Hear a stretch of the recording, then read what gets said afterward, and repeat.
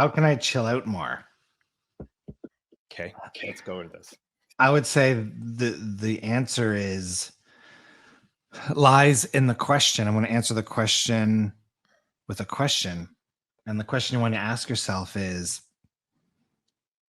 it's not safe to chill out because if I do. So if you're not giving yourself permission to chill out, then there's some kind of record playing in the back of your mind that's telling you that you shouldn't chill out. So it's about exploring what the belief system is, or what the perspective is, or what the story is that you're telling that's disallowing you to chill out. So How ask much of yourself, that? Yeah. Go ahead. so Donatello, ask yourself that question. It's not safe to chill out, or it's not safe to give myself permission to chill out, because if I do, see what comes up for you. So with something like that, is how much of it does matters like digging in where it came from, or just dealing with it from where it is? I would say it's both. Okay. Because like, only the now exists, right?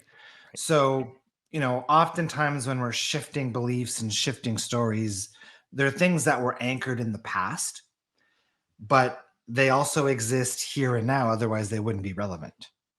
So it's by looking at the past, you're actually looking at what you're practicing now. And it's the vantage point of sometimes looking at the past that gives you the clarity on the story you're telling, so you can shift that story. And everything comes from somewhere, Right. right? So for example, anxiety can come from a physical experience that you experience that created fear. Because remember, part of our subconscious mind wants to keep us safe. So Right. if you almost get bitten by a dog at the age of 2, your subconscious mind goes, oh, whatever that creature is not safe for you.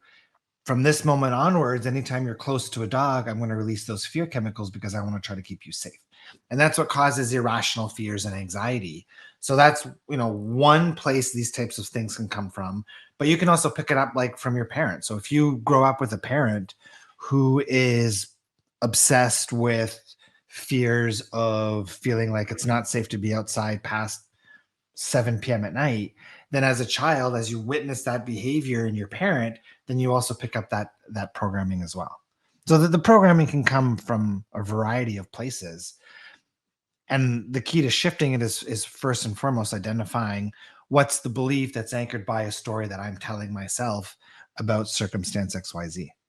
Right. Yeah. See, this is where I'm like with parenting, I'm freaking out. So my 11-year-old, we're like, he's so brave and wants to run like in these, like, it's not sketchy, like dangerous, like I'm going to get murdered, but the sidewalk's gravelly. And I'm like, the sidewalk can't be gravelly. I'm going to fall and break my leg. I've got all these fears where he just doesn't. Like the other day, he bombed this hill, like our hill out here, and it was raining, and he's like, we're going. And I'm like, oh my God, you're going to die. You're going to break your leg, like all this stuff. But here's the thing. So why is it that they're not afraid? Is it that is he not afraid because he's got a strong connection to source, which they have at that age, which he knows his safety and his limitation. So maybe he's getting the green light from source, right? Or maybe it's just sheer stupidity, Okay. right? Yeah. Okay. Lack of experience, right?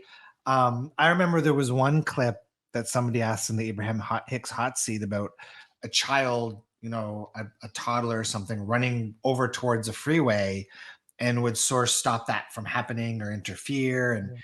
And I remember her saying something along the lines of, um, the source's guidance is still strong at that age, and would prevent anything from happening or something like that. It was a really interesting conversation.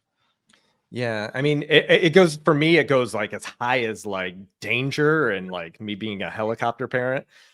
And then it's like my 3-year-old doesn't want to eat anything but chicken nuggets. And so I'm like, wait, how bad is this? Is this bad? Like and so I keep running through your thing in your head, like, or your words in my head saying, it's Well, only bad if you put. here's my experience as a parent. It's that, if my son is a vibrational match to breaking his nose, it doesn't matter if I put a helmet on and a face mask and duct tape it to his head so he can't take it off. There's nothing I can do to prevent him from breaking his nose if he's a vibrational match to breaking his nose. Right. So as parents, it's almost like we create this false sense of able to protect our kids. For me as a parent, my number one priority as a dad is to teach my kids about their connection to source and learning how to tune into their inner guidance, because their inner guidance is smarter than me. Sure. Right. And, for me, I've got, I don't have a fear, but if I was afraid that my son was going to hurt himself, well, and I wanted to stop him from doing something, well, source might have a different opinion on what's the best unfolding for him. And who am I to get in the way of what source is dictating as the path of least resistance?